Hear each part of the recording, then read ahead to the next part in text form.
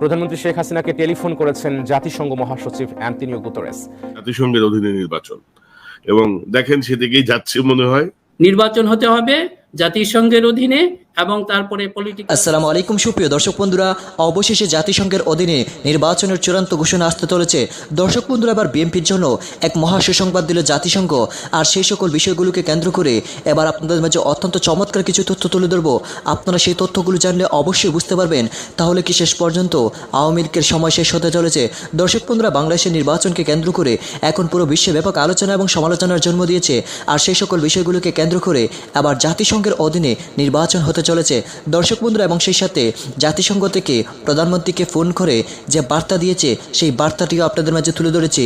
তো দর্শক বন্ধুরা, চলুন আমরা প্রথমে সেই সকল বিষয়গুলো সম্পর্কে সাংবাদিক গণক কীভাবে তথ্য দিয়েছেন। তো দর্শক বন্ধুরা, চলুন আমরা সেই সকল বিষয়গুলো পরিপূর্ণ জেনে নেই।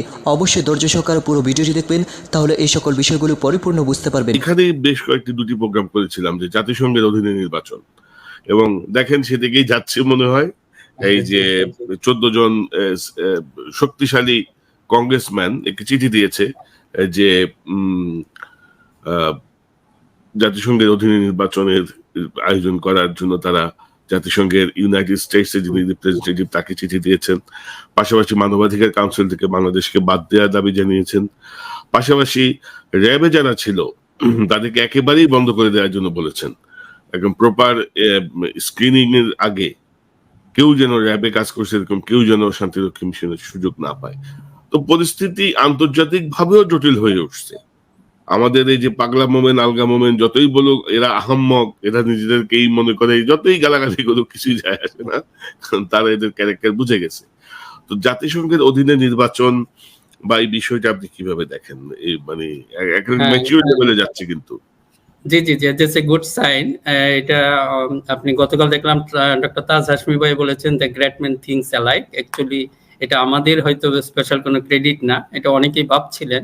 ওই সময় হয়তো 2016 সালে কিন্তু আমি প্রথম এটা নিয়ে একটা আর্টিকেল লিখেছিলাম যে জাতিসংঘের অধীনে, কিন্তু দেখা গেল এটা ভালো লাগে যে হয়তো আমরা যেভাবে চিন্তা করি দেখা যাচ্ছে বাইরের চিন্তাটা শেষে সেই আমার চিন্তা নিয়েছে বা তারা হাশমি ভাই নিয়েছে সেটা না, তারাও কিন্তু ওইভাবেই ভাবে। কিন্তু যখনই আপনি দেখবেন একটা সমস্যা তুলে ধরবেন, তখন যদি 5 জন মানুষকে দেখেন আপনি আলাদাভাবে লিখতে দেন, দেখবেন যে সমাধান সবাই প্রায় বোধহয় কাছাকাছি দিয়েছে। কাজে এইটার ব্যাপারে ওইটাই ছিল, কারণ সে 2016 সালে কিন্তু আমরা লিখেছিলাম যে আসলে এদের যে নির্বাচন ব্যবস্থা বা বিভিন্ন ইনস্টিটিউশনগুলিকে যেভাবে ধ্বংস করা হয়েছে, এখন এটার একমাত্র উপায়, এটা একটা যুদ্ধ বিধ্বস্ত দেশের চেয়েও আপনি এই যে মনে করেন যে জাতিসংঘের অ্যাসিস্ট্যান্স গুলি তখন যেত, তখন ওই সময় আমার চিন্তাটা এসেছে। কারণ আমরা যেভাবে দেখি যে আমরা তো নির্বাচন কমিশনকে দেখেছি এবং বিভিন্ন প্রশাসন, তখন আপনার বলেন যে আমাদের যে জুডিশিয়ারি, এ সব কিছু টোটালি কলাপস। কাজে এইগুলি নিয়ে তো কিছুই করতে পারবে না, সেই জন্য কিন্তু তখন ওটা বলেছিলাম এবং এটা খুব ভালো লেগেছে। এখন এটা খুব শক্তিশালী একটা জায়গা থেকে এসেছে এবং এটার ব্যাপারে অনেকেই হয়তো একটা প্রশ্ন করেন, দেখেন এখানে আছে যে আইদার সিকিউরিটি কাউন্সিলের একটা থাকতে হবে, যে একসাথে হতে হবে। আমরা জানি সিকিউরিটি কাউন্সিলে চায়না আছে, রাশিয়া আছে, ডেফিনেটলি একটা ভেটো পড়বে। কিন্তু আবার একটা সেকেন্ড যেটা অপশন আছে, যদি কোনো মেম্বার স্টেট চায়, কাজে আমাদের যদি মনে করেন আমরা ক্যাটেগরি গভর্নমেন্টের কাছে যেতে পারি, তখন গভর্নমেন্টই তখন চাবে। তখন যদি আমরা অ্যাসিস্ট্যান্স এই জন্য চাইতে হবে কারণ ইনস্টিটিউশনগুলি টোটালি কলাপস করে দিয়েছে। এখন অনেকেই বলতে পারেন না, এই যে অনেকেই আবার এই সুযোগে মনে করেন যে একটা কেয়ারটেকার গভর্নমেন্টকে আমরা লম্বা সময় রাখবো, এটা হবে আরেকটা ডিজাস্টার আমার দৃষ্টিতে। কাজে এটাকে কখনোই রাখা যাবে না। খেয়াল করেন, এখানে গেলে হয়তো আমরা 2-1 সুযোগ হতে পারে যে আমরা হয়তো হতে পারি, যে অ্যাডভাইজার হতে পারি। আর আমার ব্যক্তিগত ইয়ার জন্য আমরা যেন এই জাতির এই ক্ষতিটা না করি, যে 1/11 যে ক্ষতিটা করেছে উইদাউট এনি পলিটিক্যাল, এটা বেশি দিন থাকবে না, এটা অল্প সময়ের জন্য 3 মাস বা 6 মাস। এর ভিতরে যদি জাতিসংঘ আসে, ইটস মানে সবচেয়ে বড় সমাধান হলো। কাজে এখন আমাদের এইটা নিয়ে যেন আমরা আবার কনফিউশনে না তৈরি, এটা কি জাতিসংঘের অধীনে হবে নাকি কেয়ারটেকার অবশ্যই আসতে হবে। কেয়ারটেকার আসার পরে যেটা কন্ডাক্ট করার দায়িত্বটা হলো জাতিসংঘ। যদি আসে তাহলে এই যে আমাদের যে কলাপস সিস্টেমটা আছে এটাতে আর কোনো হবে না, এটা তাড়াতাড়ি হয়ে যেতে হবে এবং এই পলিটিক্সটা থাকতে হবে পলিটিশিয়ানদের হাতে। It is the thumbs rule. আপনি কোনো মতেই যদি এটাকে বাইপাস করতে চান, কোনো ধরনের যুক্তি দিয়ে অনেক কিছুই দেখি যে না আমাদের এই নাই সেই নাই, that one will be another disaster. এটা কখনোই এটা আমাদের করা ঠিক হবে না। 6 মাসের বেশি অবশ্যই থাকবে না, এর ভিতরেই নির্বাচন হতে হবে জাতিসংঘের অধীনে, এবং তারপরে পলিটিক্যাল প্রসেসে আবার চলে যাবে। এটা যদি আমরা না করি, আমার মনে হয় যে এইটার ব্যাপারে আমাদের যে রাজনৈতিক দলগুলি আছেন বা অন্যান্য যারা দেশকে রিয়েলি ভালোবাসেন, আমার আপনার মন্ত্রিত্ব বা একটা উপদেষ্টা এমপি গিরে এইগুলো বড় কিছু না। কাজে আপনারা অবশ্যই সামনে এগিয়ে আসুন, যারা এই দেশটারে ভালোবাসেন। আমাদের দরকার নাই একজন এমপি মন্ত্রী, মানুষকে কতদিন না চিনে। এখনই তো সিটিং মিনিস্টার কয়টার নাম জানেন আপনি? এদের তো এই থাকবে না, এক কনক সারওয়ার, এক মুশফিক ফাজাল, এরা যুগের পর যুগ বেঁচে থাকবে। কাজে এইগুলির দিকে আসেন, এইগুলি যদি দেশের পক্ষে একটু সত্য বলে, সেটা যার পক্ষেই যাক। পরিস্থিতি ভালোর দিকে যাচ্ছে মনে হয় মিনার ভাই। এদের মধ্যে আবার আওয়ামী লীগের ধরেন কিছু, আওয়ামী লীগ কিন্তু কিছু কার্ড লুকিয়ে রাখে হাতের মধ্যে, কিছু দালাল বুদ্ধিজীবী এরকম কিছু থাকে। যেমন ধরেন এদের অনেক বুদ্ধিজীবী এখন শুরু করছে কিন্তু সংলাপে বসতে হবে, সংলাপে বসে শেষ সমাধান করতে হবে। এর মধ্যে 18 সালের ওই বিখ্যাত ব্যক্তি ডক্টর কামাল হোসেনও সংলাপের কথা বলছেন। ডক্টর শাহদিন মালিক তিনি আবার দেখলাম সংলাপের কথা বলছেন। আবার আরেকটা গ্রুপ দেখলাম সংলাপ নিয়ে ব্যাপক সেমিনার করে ফেলছে, সংলাপ করে কি করতে হবে আর কি। তো সংলাপের তো কিছু নাই, আসলে হাসিনার সঙ্গে সংলাপের কিছু নাই না। ইয়া ভাই, যে আমরা একটা কথা বলি যে সংলাপের ব্যাপারে আমরা যদি উই আর নট এগেইনস্ট সংলাপ, যেটাই বলেন যে ডিসকাশন, এটা অবশ্যই হতে হবে, কিন্তু এখানে তো ডিমান্ডটা অত্যন্ত পরিষ্কার। এগুলি নিয়ে তো কম্প্রোমাইজ, সংলাপ বসতে হলে আপনাকে কি করতে হবে, যে আপনাকে তার সাথে একটা কি বলে গিভ অ্যান্ড টেকে থাকতে হবে। সংলাপ মানে গিভ অ্যান্ড টেক, কিন্তু এখন তো গিভ অ্যান্ড টেকের সময় নাই। ফেসিবাদকে আপনি দেওয়ার মতো কিছুই নাই। গণতান্ত্রিক শক্তি ফেসিবাদকে কি দিবে? কাজে ফেসিবাদের সাথে কখনোই এই গণতান্ত্রিক শক্তির সংলাপ না, তাকে ফেসিবাদের ফ্ল্যাগ ডাউন করতে হবে। ওই যে বললাম যে আগে তলোয়ার ঢাল দো, হাতিয়ার ঢাল দো, আগে হাতিয়ার নামাও, তারপরে যখন তুমি গণতান্ত্রিক পরিবেশে আসবে ইকুয়াল অবস্থায়, তখন সংলাপ হতে পারে। কাজে এর আগে যে এই মতলববাজগুলি যেটা শুরু করেছে, এটা কখনোই সম্ভব না, এবং কখনো ইট ইজ নট অ্যাকসেপ্টেবল। মানুষ সেটা মানবে না। এখন যদি মনে করেন কোনো নেতৃত্ব, এই যে যারা আছেন, তারা যদি এই ফাঁদে পা দেন, এখন সংলাপ কিছুই না। আমি যদি আপনাকে একটু দেখাই, শান্তিপূর্ণ নির্বাচন আয়োজনের সংলাপের বিকল্প নেই। এবং এখানে কারা কারা যাচ্ছেন আমি আপনাকে নামগুলো বলি। বিশেষ মানে বাইরে থেকে কারা কারা নিয়ে আসছে, ইংরেজি কিছু নামও আছে এখানে। কিন্তু ছাগলও আছে, বুঝছেন, ওই ছাগলের কিছু নাম নিয়ে আসে আর কি। এখানে সুপ্রিম কোর্টের আপিল বিভাগের সাবেক বিচারপতি সিদ্দিকুর রহমান মিয়া আছেন, প্রেস কাউন্সিলের চেয়ারম্যান ওই বিচারপতি নিজামুল হক চৌধুরী, যে আপনার স্কাইপ কেলেঙ্কারির মূল ক্রিমিনাল, এই বদমাশটি এখানে আছে। তারপরে ঢাকা বিশ্ববিদ্যালয়ের ছাদ সিঙ্গেরা ছমুচা আছে, বুঝছেন তো। তারপরে ওই যে প্রচন্ড রকমের দালাল, এই যে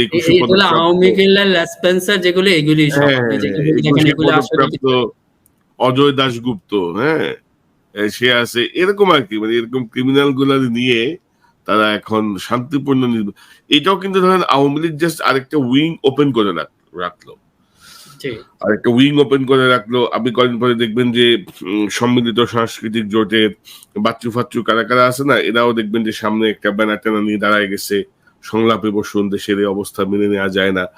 অর্থাৎ এই কোনো কিছুতে পা দেওয়া যাবে না। এবং আমি ওই দিন একজন সিনিয়র আইনজীবীর সঙ্গে কথা বলছিলাম, এখন ধরেন আওয়ামী লীগ বিএনপি যদি মনে করে যে তত্ত্বাবধায়ক সরকার আমরা যাব, কিছু না, কিন্তু তারা যদি জাস্ট হাইকোর্টের সুপ্রিম কোর্টের অ্যাপিলেট ডিভিশনের চিফ জাস্টিসের কাছে একটা পিটিশন দেয় যে we both are decided, we both parties, all parties decided যে আমাদের একটা অন্তর্বর্তীকালীন সরকার প্রতিষ্ঠা করা দরকার, আমরা সুপ্রিম কোর্টের একটা ডিরেকশন চাই সংবিধানের, আমরা এটা কিভাবে করতে পারি বা কি করতে পারি।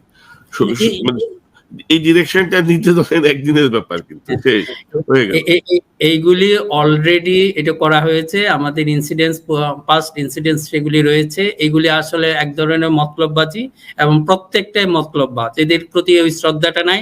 আমরা যে জিনিসটা বলবো, ওই যে আপনি যে প্রথম উদ্যোগটা বলেছেন, যেগুলি আসলে অনেক কিছু মাধ্যম আছে, গণমাধ্যম যেগুলি আছে, এগুলি প্রচন্ড ক্ষতি করেছে জাতির, এগুলি আমাদের ভুললে চলবে না। হ্যাঁ, এদের মাধ্যমে হয়তো দেখবেন এখন কিছু কিছু ভালো কথা বলে বা সেইগুলি হ্যাঁ আমরা নিতে পারি, কিন্তু তাদেরকে পুরা কখনোই আর ড্রাইভিং সিটে, আমাদের ইন্টেলেকচুয়াল ড্রাইভিং সিট, আমাদের পলিটিক্যাল ড্রাইভিং সিট, এগুলিতে আর কখনোই বসানো যায় না। আমরা চাই নতুনভাবে কিছু সৃষ্টি হোক, যেটা আপনি উদ্যোগ নিয়েছেন। এই জন্য আমরা সকলকে অনুরোধ করব, এগুলিকে সাপোর্ট করেন, আপনাদের যার যেভাবে পারেন এটাকে সাপোর্ট করেন, কারণ এগুলিকে আমাদের ফেস করতেই হবে। এদের পিছনে আছে $1 বিলিয়ন। এদের এই যে কথা বললেন যে অনেক কিছু এরা যেভাবে করুক মানুষকে দাবিয়ে রাখবে, মানুষের যে একটা ফ্রিডম আছে সেটাকে দাবিয়ে রাখবে, মানুষের যে মুক্ত চিন্তা আছে এরা কিন্তু মুখে বলে, কিন্তু এরা প্রত্যেকটাই ফেসিবাদ। এদের সবার ভিতরে কিন্তু ফেসিবাদী এটা ভিতরে আছে। চেতনার কথা বলুক, মুক্তিযুদ্ধের কথা বলুক, এদের মূল জায়গাটা হলো এদের বাকশাল। এদের ওই বাকশালী চেতনা থেকে কেউ বের হতে পারে নাই। কাজে এদেরকে টোটালি ডেস্ট্রয় মানে ইন্টেলেকচুয়ালি ডেস্ট্রয় করতে হবে, এদের পলিটিক্যালি ডেস্ট্রয় করতে হবে এবং নতুনভাবে কিছু করতে হবে। এখানে নো কম্প্রোমাইজ। আপনারা যদি কোনো কম্প্রোমাইজে যান, সেটা এই জাতি আর মাথা তুলে দাঁড়াতে পারবে না। এদের সাথে আর নো কম্প্রোমাইজ, ফেসিবাদের সাথে নো কম্প্রোমাইজ, বাকশালের সাথে নো কম্প্রোমাইজ। আওয়ামী লীগের সাথে যদি তারা ডেমোক্রেটিক চিন্তা ভাবনায় আবার ফিরে আসে, সেটা তো বলতে তাহলে এটা ওপেন আছে, দে আর ওপেন। কিন্তু বাকশালের জন্য কোনো কিছু ওপেন করা যাবে না। এই বাকশাল, এই যে কতগুলো এরা ছিল হিন্দুত্ববাদ, আপনারা ক্লিয়ারলি বলেন, এই যে কয়টা নাম বললেন সবগুলি ধারণ করে বাকশাল এবং হিন্দুত্ববাদ। আমি হিন্দুইজম এদেরকে আমি খারাপ দৃষ্টিতে দেখি না। হিন্দুত্ববাদ ইজ একটা বিষ এই ইয়ার জন্য।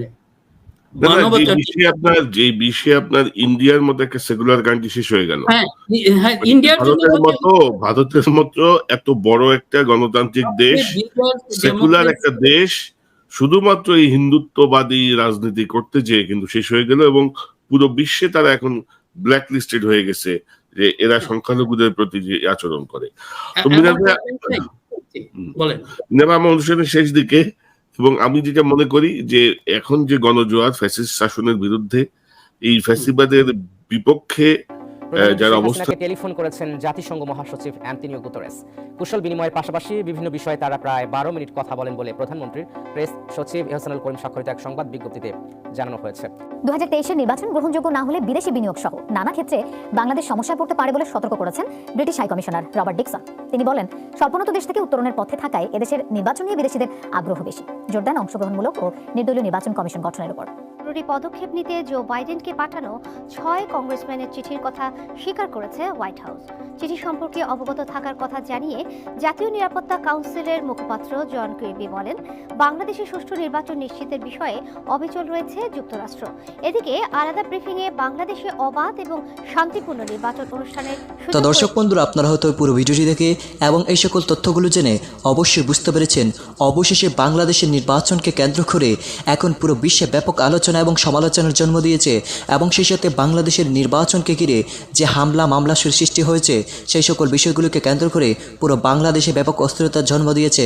তো দর্শক বন্ধুরা, এবং সেই সাথে আপনারা এই সকল তথ্যগুলো জেনে এবং এই সকল বিশ্লেষণগুলো শুনে আপনাদের কাছে কি মনে হচ্ছে? তাহলে কি শেষ পর্যন্ত বাংলাদেশের মানুষের জন্য বিশাল সুখবর দিল জাতিসংঘ? তো দর্শক বন্ধুরা, আপনারা পুরো ভিডিওটি দেখে এবং সাংবাদিক গণকের এই বিশ্লেষণগুলো শুনে আপনাদের কাছে কি মনে হচ্ছে অবশ্যই কমেন্ট করে জানিয়ে দিবেন। তো দর্শক বন্ধুরা, ভালো থাকুন, সুস্থ থাকুন। আল্লাহ হাফিজ। আসসালামু আলাইকুম ওয়া রাহমাতুল্লাহি ওয়া বারাকাতুহু।